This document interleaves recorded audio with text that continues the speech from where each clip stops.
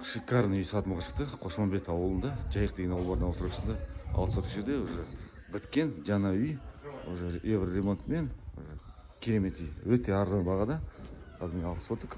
4 жағынан қоршалған забор. Үй 110 квадрат, 11-12.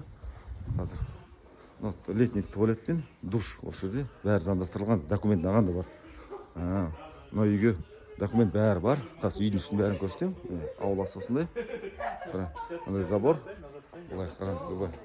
Міне қазір үйге кірдік. Үйге кірген кезде осындай ас бөлмесі.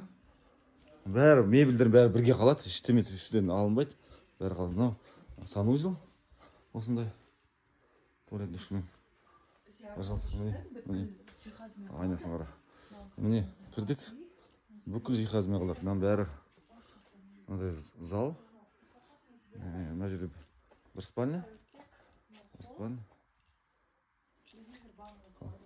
Қол деген ғой, залды кеттім ғой.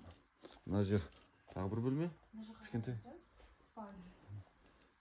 И зал осы жерде. Міне осындай үлкен зал. Көрдіңіз бе? Осылай.